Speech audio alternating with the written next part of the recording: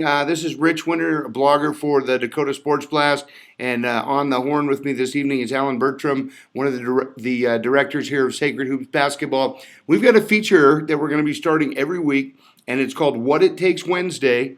And Coach Bertram, you're here to lend some insight and tell us a little bit about Lincoln Jordre from Sully Buttes and what it took to get him to college at Northern State. Well, I just think, first of all, a lot of young people don't realize how much time and effort and dedication it takes to be able to be a high-level basketball player, and more importantly, a kid that, ended up getting a full-ride scholarship to go play at the Division II level. Lincoln is obviously, 6'9", 6'10", big kid that led his team to the state championship this year. But more importantly, Lincoln's a kid that probably in the last 3 years has improved more than any player in the entire state of South Dakota. He is a relentless worker. We're talking 5 nights a week in the gym, putting up tons of shots, working on post moves. And the biggest thing that he did was really start to work on his weaknesses. He did what all athletes should do.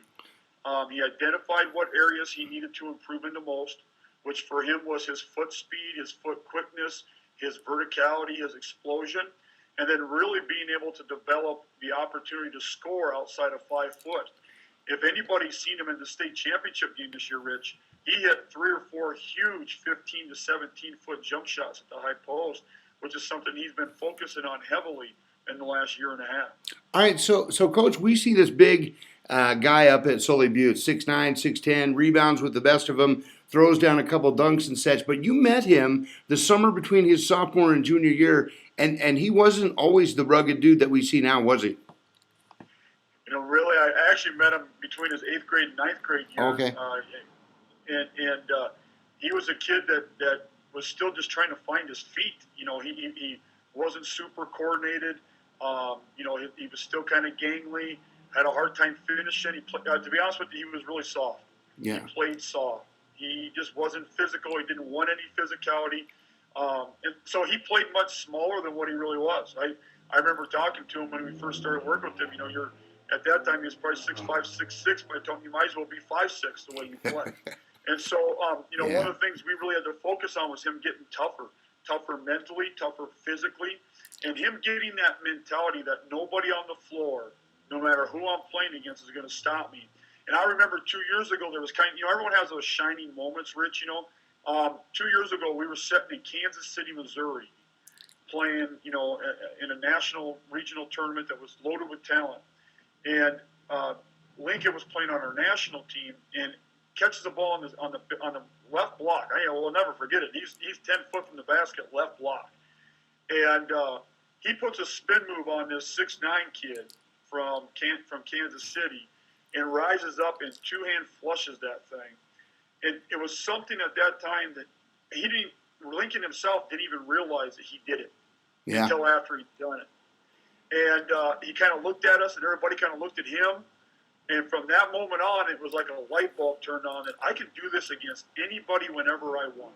Coach, you talk about toughening him up a little bit and gaining that mentality of attacking the rim every time. How did you, as a trainer and somebody that worked with Lincoln, accomplish that? What kind of drills and stuff did you do to toughen the kid up? Well, one of the things we put a simple rule in practice with him. It was called the all dunk rule. And we told him in practice that we didn't care where he was at. If he was 12 foot from the basket, then he got one dribble and he was going to go dunk on somebody. I didn't care if he missed it every time, but my whole premise was you are a dominant player when you play big. And so he would have consequences. If the kid could get a ball and he would make a great finish at the rim but didn't dunk it or didn't try to dunk it, he was on the sideline running sprints until he figured it out. And so it got to a point in practice where we told him, you are dunking everything on every play, or at least attempting to do it, because I wanted him in games. I didn't care who was guarding him. I wanted him going through people. I wanted him to have that mentality. Coach, tell me about the improvement. You talk about him that no other player in South Dakota has improved quite like he has for the last 3 years. What did you see from the outside that led you to believe that he was really, really working not only on his body but also his game? Well, as a sophomore at Sully Buttes, Sully Buttes is a very good program, but as a sophomore in Class B basketball, at 6'6", 6'7" at that time, he's not even playing varsity basketball. Oh. Now, most kids that size in Class B are sniffing the floor a little bit. He didn't even play. So uh, he went from that to his junior year. So we're talking a 6'7" kid not even playing a second of ball on a Class B team that didn't go to state tournament. Wow. So the following year was really that summer. Holy cow. That's when that whole light bulb turned on.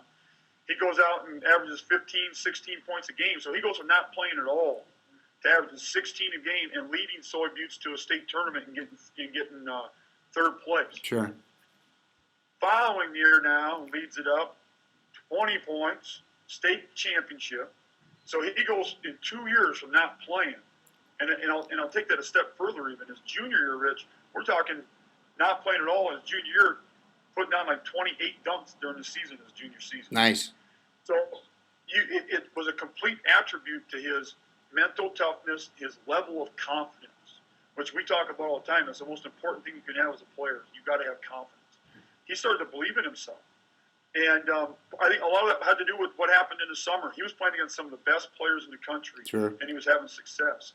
So I think it allowed him to come back and say, hey, if I can do that against dudes that are getting D1 scholarships, I should be able to go back to Soy Buttes and do it on people from wherever in South Dakota. So, Coach, I think that was the biggest thing. So, Coach, you see this young man now. He's headed off to Northern State University, who had a fantastic run in the Division II tournament. How certain are you that he's going to be successful at that level? You know, and Lincoln would tell you, he probably got his butt chewed by me more than any kid in the history of me coaching. And he probably has nightmares at night, just waking up to my voice. But he is where he's at today because of his work ethic, his dedication, his passion. And he's a kid that will go up to college when he's surrounded by all these other players who have the same dedication and love for the game. He's going to thrive. You're going to see that the first year Lincoln will put 15 pounds of muscle on. He'll get bigger. He'll become even more athletic because of the type of weight he'll put on. He's already, I call him an elbow at the rim guy. I mean, that's when he dunks, it seems like he's putting his elbows to the rim. And he's just going to get more explosive. And Coach Sather up there, as always, he's got a great reputation of developing great big men. So Lincoln, sky's the limit, man. I mean, he's going to have a great career at Northern. They just got second in the nation in Division II basketball. So he's going to play for a great program that will just continue to develop. And I'm so proud of this kid, Rich. I've worked with a lot of kids, and I'm as